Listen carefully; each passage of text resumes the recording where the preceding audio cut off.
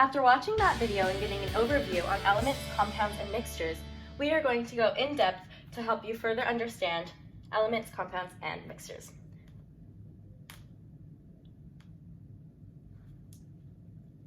So what is an element, you might ask? An element is a substance composed of a single kind of atom. It cannot be broken down into another substance by chemical or physical means. This means that an element is pure. But elements are also man-made or can be found in nature. And for this reason, that is why we are continuously finding new elements that can be added to the periodic table. Next up, we have, what is a compound? A compound is a substance in which two or more different elements are chemically bonded together.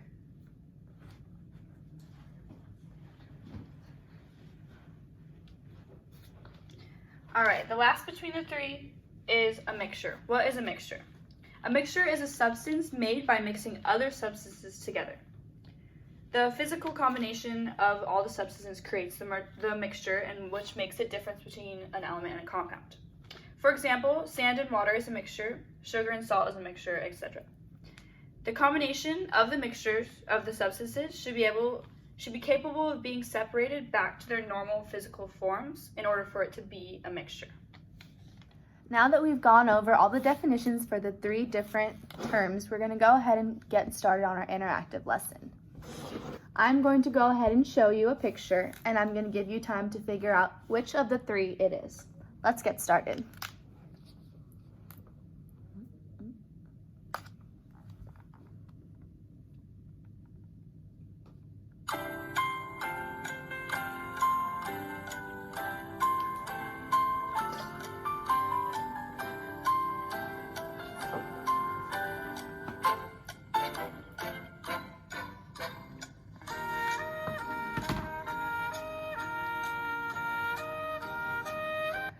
All right, did you guess it? That's right, that picture was showing a mixture. Let's go ahead and try another one.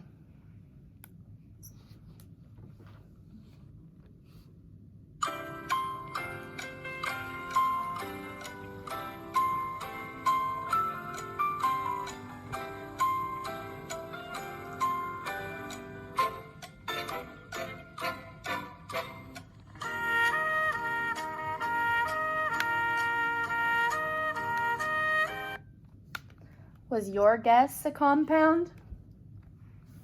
We're going to go ahead and do a couple more just to make sure we understand this part of the lesson. Let's go ahead and try 3 more problems just to make sure we have this racked in our brains.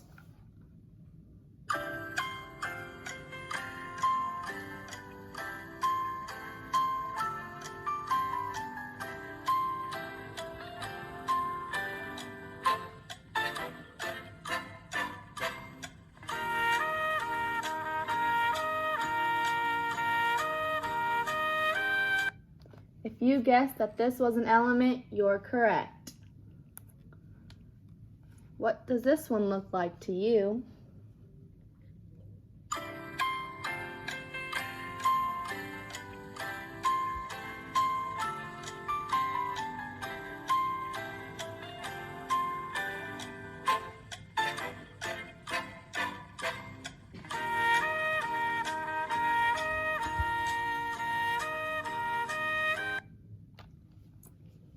That's right, a compound.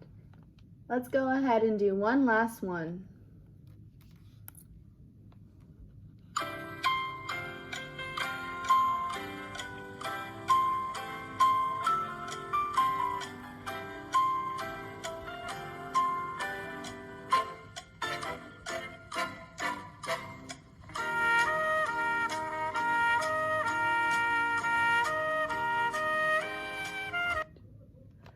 Finally, a mixture.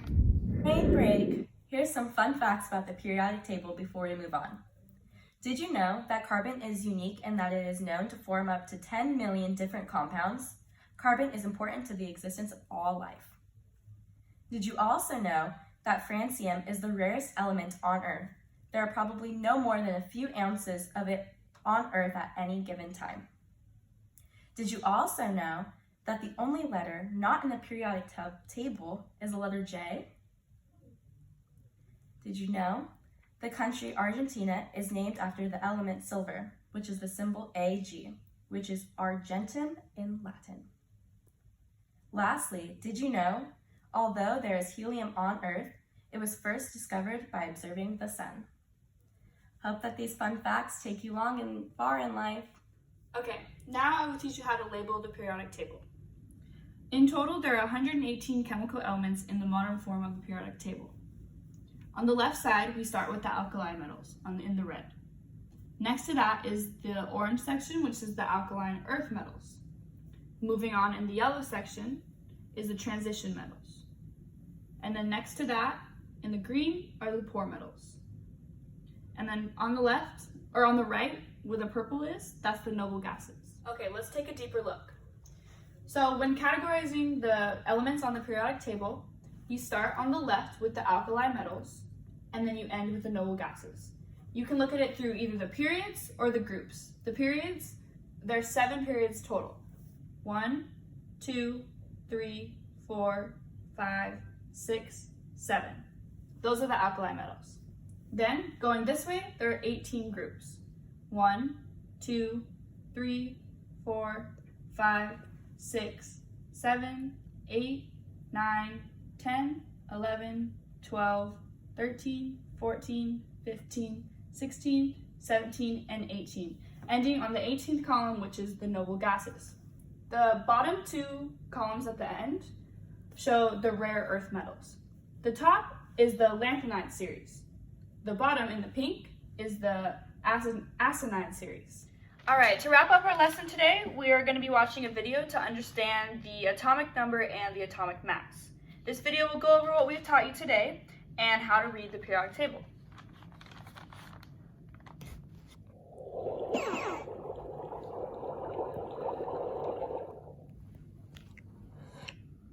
You can learn a lot about the physical properties of an element by reviewing the periodic table. Let's take a look at carbon as an example. The number that appears above the element symbol is called the atomic number. The atomic number tells you the number of protons that are in the nucleus of that atom. So in the case of carbon, you can see that it has 6 protons in its nucleus. In an atom of carbon that is neutral, there must also be 6 electrons. This is because the positive charge of carbon's protons must be balanced by the negative charge of carbon's electrons. Because electrons and protons have an equal and opposite charge, there must be an equal number of both protons and electrons in a neutral atom of an element. The number that appears below the element symbol is called the atomic mass. The mass of an atom depends on the number of protons, neutrons, and electrons it contains. However, since electrons are so small, their mass is assumed to be 0 in most calculations.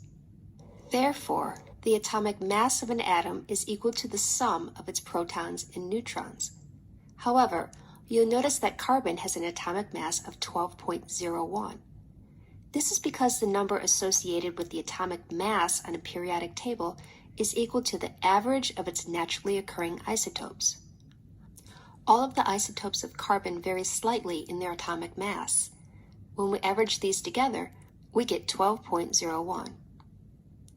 If you know the atomic number and atomic mass, you can determine the number of neutrons in an element. Simply subtract the atomic number, or the number of protons, from the atomic mass, the number of protons plus neutrons, and take the closest whole number. So 12.01 minus 6 equals 6.01, which rounds to 6. So the number of neutrons in a neutral atom of carbon is 6.